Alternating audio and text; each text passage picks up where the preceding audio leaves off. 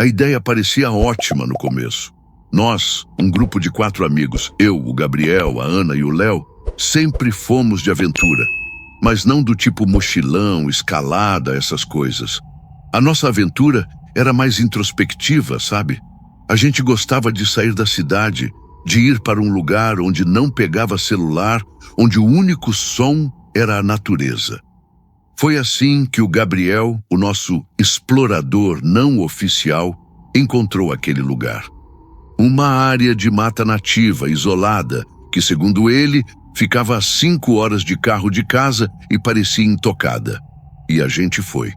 O carro do Gabriel, um SUV velho, mas confiável, estava abarrotado de barracas, sacos de dormir, comidas enlatadas e, o mais importante, garrafas de água.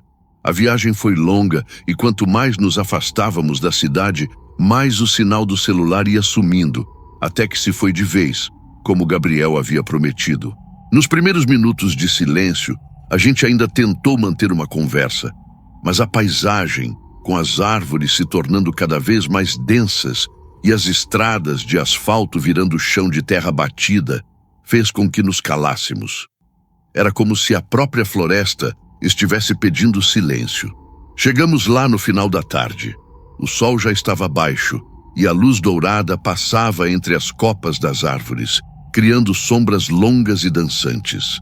O local que Gabriel escolheu era perfeito. Um pequeno descampado perto de um riacho, com árvores altas e imponentes ao redor. A gente se animou, desceu do carro rindo, montou as barracas. O clima era de euforia. O primeiro a notar o silêncio foi o Léo, que sempre foi mais observador. "Vocês estão ouvindo isso?" ele perguntou. A gente parou e, de repente, a euforia se foi, substituída por uma percepção estranha. Não havia nenhum som. Nenhum. Não tinha o som de um pássaro. Não tinha o zumbido de um inseto. Não tinha o barulho de um grilo. O único som era o riacho. Mas mesmo assim, parecia abafado. Era um silêncio que pesava, que te fazia questionar se a gente ainda estava em um mundo de seres vivos. A Ana, que era a mais medrosa, sentiu o arrepio primeiro. Ela se encolheu e disse: "Que lugar estranho, Gabriel. Não tem som de nada." Gabriel, que amava esse tipo de mistério, apenas riu. "É a natureza, gente. Selva de verdade. É assim mesmo. A gente se acostuma." Mas a gente não se acostumava. O silêncio da floresta era como uma presença, um ser invisível que nos observava, que nos envolvia. A primeira noite foi assustadora, mas não pelo que aconteceu, e sim pelo que não aconteceu. A gente fez uma fogueira, assou salsichas e contou histórias. Mas sem os sons da natureza, as histórias de terror pareciam mais reais, mais perto de nós. Quando fomos dormir, eu deitei na barraca com a Ana ao meu lado e o Léo e o Gabriel na barraca ao lado. O silêncio me deixou inquieto. Eu não conseguia dormir. Ficava imaginando o que poderia estar nos observando, o que vivia nesse silêncio absoluto. A segunda noite foi a que as coisas começaram a mudar de verdade. A gente estava mais acostumado com o silêncio, mas ainda assim ele nos incomodava. Gabriel estava contando uma história e no meio dela um galho quebrou. Não foi o barulho que nos assustou, foi o fato de que era o único som, a única coisa que quebrou o silêncio absoluto daquela floresta. A gente congelou. O Léo, que estava de costas para a floresta, se virou tão rápido que a cabeça dele quase girou. A Ana se encolheu e eu e o Gabriel nos entreolhamos. "O que foi isso?" Ana sussurrou. "Foi só um galho", disse Gabriel, mas a voz dele não tinha mais aquela convicção de antes. A gente tentou continuar a conversa, mas o clima estava tenso. A fogueira queimava e as chamas pareciam dançar mais rápido, como se também estivessem nervosas. Eu juro que por um instante vi algo se mover no meio das árvores, uma sombra mais escura que a escuridão da noite. Pisquei e a sombra se foi. Me convenci de que era apenas a minha imaginação, o meu cérebro tentando preencher o vazio daquele silêncio opressor. Naquela noite, eu deitei na barraca e o sono demorou a vir. Eu ouvi um segundo estalo e um terceiro. Agora, os estalos não pareciam aleatórios. Eles pareciam estar vindo de uma direção, se aproximando. Eu me levantei e sacudi a Ana. Ana, acorda. Você ouviu isso? Eu sussurrei. Ela acordou confusa e disse que não tinha ouvido nada. Ela era do tipo que dormia pesado. Eu deitei novamente, mas com um olho aberto. Fiquei ouvindo os estalos, que agora pareciam mais rápidos, mais próximos. Então, veio o som que me fez sentir um medo que nunca havia sentido antes. Um sussurro. Uma voz de criança, fraca, mas inconfundível. Ana, Gabriel, Léo. A voz chamava os nomes dos meus amigos um por um. E finalmente meu nome, João. Eu estava petrificado. Eu não conseguia me mexer, não conseguia respirar. A Ana, ao meu lado, começou a tremer. Ela também tinha ouvido. Eu me estiquei e sacudi o Léo e o Gabriel, que acordaram com um susto.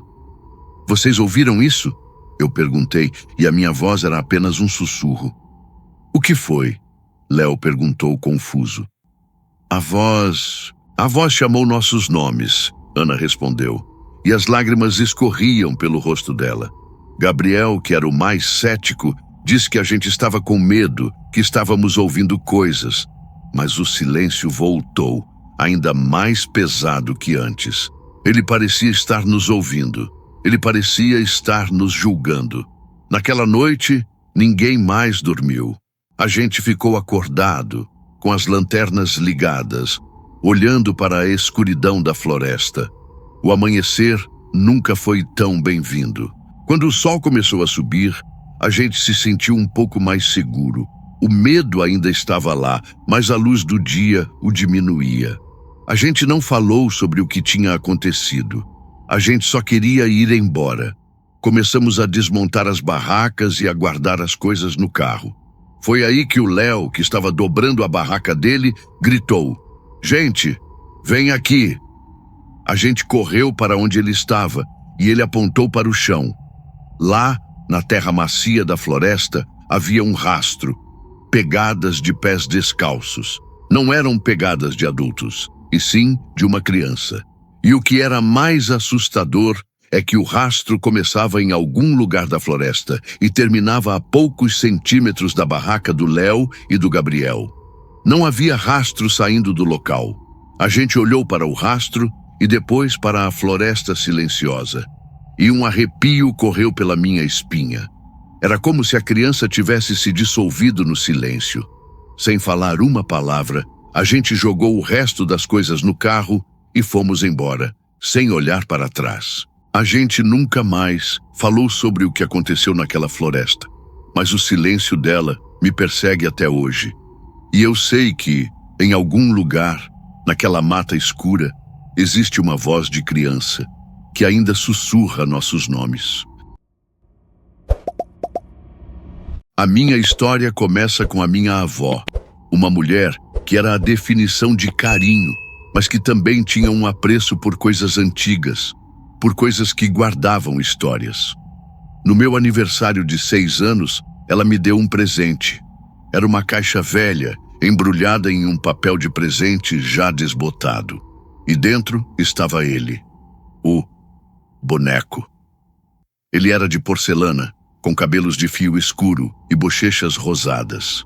Usava um vestido de seda branco e no rosto tinha um sorriso pintado. Um sorriso que eu achei sinistro desde a primeira vez que o vi. Os olhos dele, de um azul claro e brilhante como pedaços de vidro, pareciam me seguir, não importava para onde eu fosse. Eu não gostei dele. Meu coração de criança sentiu um arrepio instantâneo, mas eu não podia dizer isso para a minha avó, que o segurava com tanto carinho. Ela me disse que ele era o seu boneco de infância e que era muito importante para ela. Naquele momento eu o aceitei, com um sorriso forçado. Minha mãe, percebendo meu desconforto, tentou me acalmar, dizendo que era só um boneco antigo e que eu me acostumaria. Mas eu não me acostumei. Todas as noites eu colocava o boneco em uma cadeira no canto do meu quarto e o cobria com um pano. Eu sabia que isso não ia impedir que ele me observasse, mas me dava uma falsa sensação de segurança. Meu quarto, que antes era o meu refúgio, se tornou o palco do meu medo. Eu sentia seus olhos de vidro em mim, mesmo por baixo do pano. Às vezes, eu acordava no meio da noite e tinha a impressão de que o sorriso dele tinha mudado, que ele estava mais largo, mais maldoso.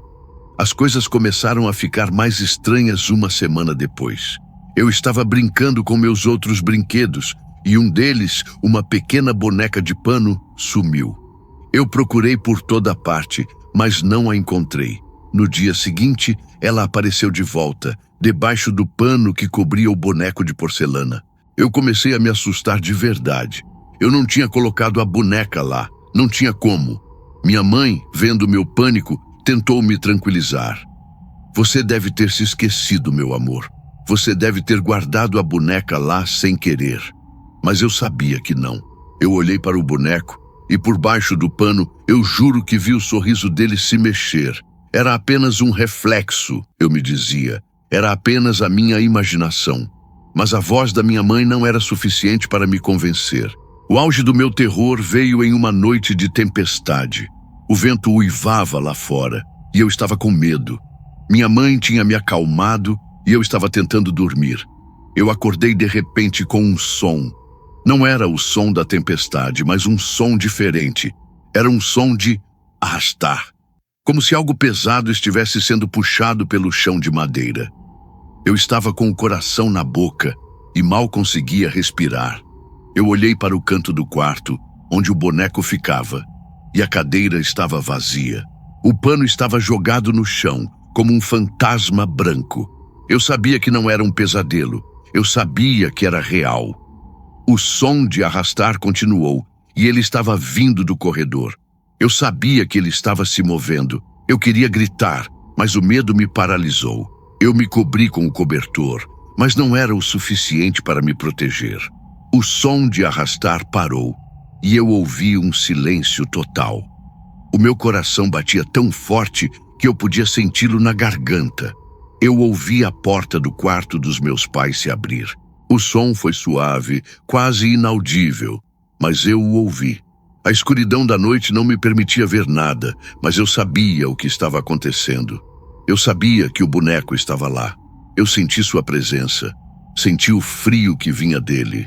Eu não conseguia me mover. A única coisa que eu podia fazer era ouvir. E o som que eu ouvi em seguida me fez ter calafrios por semanas.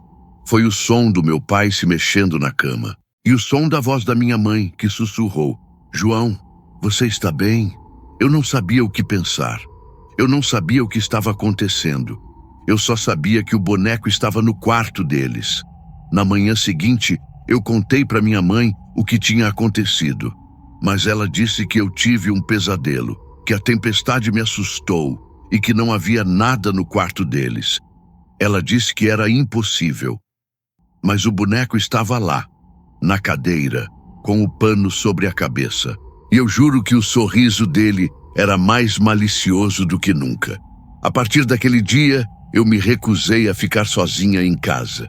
A cada noite, eu dormia com o boneco na cadeira, com o pano sobre a cabeça, mas eu sabia que ele não estava lá.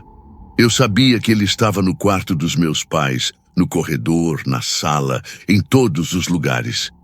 Ele me perseguia e eu não podia fazer nada.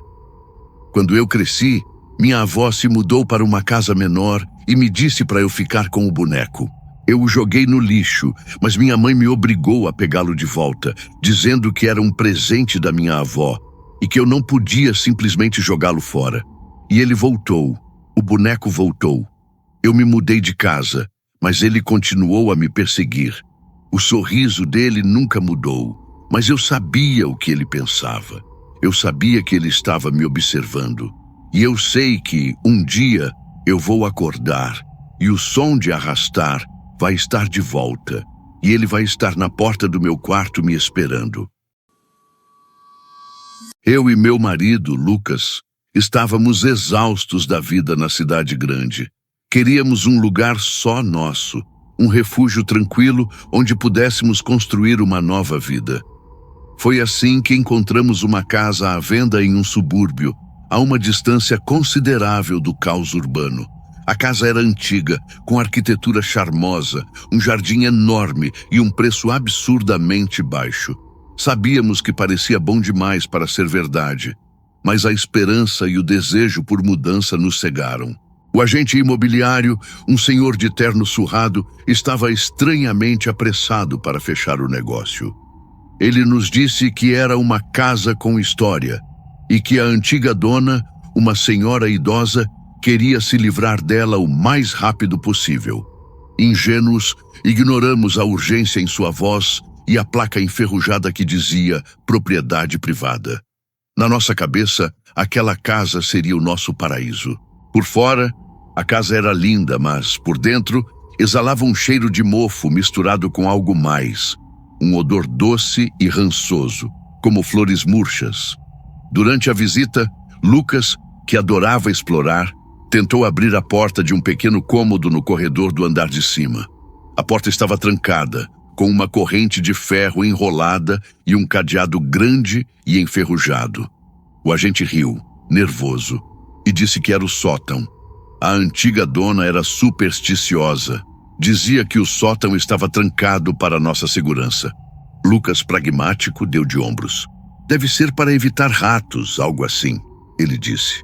Eu, ansiosa por ter a casa, concordei, tentando ignorar a sensação de que o silêncio da casa era mais profundo do que parecia.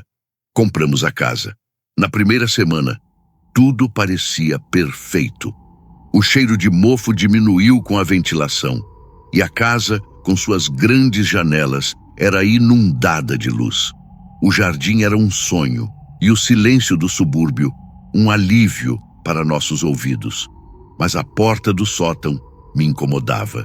Às vezes, eu jurava ouvir um sussurro fraco vindo de lá, como se alguém falasse do outro lado. Tentava me convencer de que era o vento ou a madeira velha da casa, mas o som parecia me seguir. Lucas, que passava o dia no escritório, não ouvia nada. Ele dizia que eu estava estressada, que precisava relaxar. Mas eu sabia que não era isso. Sentia que algo queria sair de lá, e eu era a única a percebê-lo. Com o tempo, minha inquietação virou obsessão para Lucas. Ele começou a passar horas em frente à porta do sótão, imaginando o que poderia estar ali. Uma noite ele me disse: Ana, vamos abrir o sótão. Não aguento mais essa porta trancada. É estranho. Precisamos saber o que tem lá. Tentei dissuadi-lo, com um medo irracional que não conseguia explicar, mas ele estava decidido. Pegou um alicate e, com um estalo alto e um ranger de metal, quebrou a corrente. A porta se abriu. Em vez de um quarto assustador ou um celeiro, encontramos um sótão vazio, coberto de poeira e teias de aranha. No meio do chão, havia apenas um boneco de pano velho, com o rosto rasgado e um olho de botão faltando. Lucas riu, aliviado. Viu? Não tinha nada, só um boneco de criança. Ele pegou o boneco e o jogou em um saco de lixo. Senti alívio, mas também uma sensação incômoda, como se tivéssemos feito algo errado. O cheiro de mofo, que havia desaparecido, voltou, ainda mais forte. Parecia que algo antes contido agora estava livre.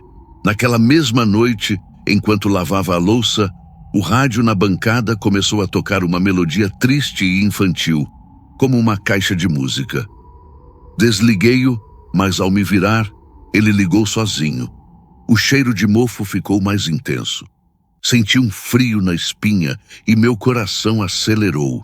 Parecia que alguém me observava, mas a cozinha estava vazia. O terror se intensificou nos dias seguintes. As luzes da casa piscavam, as portas se fechavam sozinhas e os sussurros vinham de todos os cantos. Uma noite, acordei com um barulho de arrastar na sala. Eu e Lucas fomos até lá e vimos a mesa de centro, que era pesada, do outro lado da sala, como se tivesse sido movida por uma força invisível.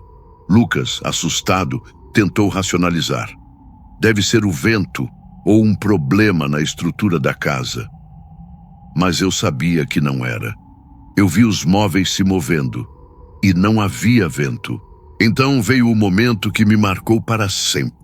Estava na cozinha, sozinha, preparando o café da manhã, quando olhei para o espelho na parede. Meu reflexo estava normal, mas atrás de mim, no reflexo, havia uma figura. O boneco de pano. Seu rosto não estava rasgado. O sorriso era torto e maligno, e os olhos, 2 botões pretos, brilhavam. Juro que ouvi um sussurro na minha cabeça. Eu não quero ir para o lixo. Gritei, e Lucas, que subia as escadas, correu até mim. Virei-me, mas não havia nada atrás de mim. Lucas me abraçou, assustado, mas não viu nada.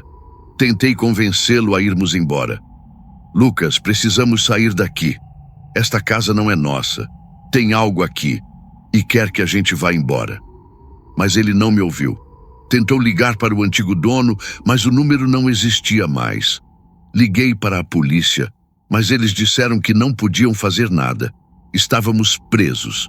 A porta da frente estava trancada e as janelas emperradas. Estávamos presos com o boneco. A última coisa que vi foi a porta do sótão. Estava aberta e o cheiro de mofo e flores murchas era insuportável. Sabia que o boneco não estava mais na casa, mas no sótão, me esperando. A casa nos pegou. E eu sabia que nunca sairíamos de lá, porque agora éramos a nova história de terror. Seríamos o novo segredo trancado, o novo horror que assombraria a casa para sempre. Se você gosta de histórias que misturam terror psicológico e sobrenatural, inscreva-se no canal Registro do Além, ative o sininho e compartilhe sua experiência nos comentários.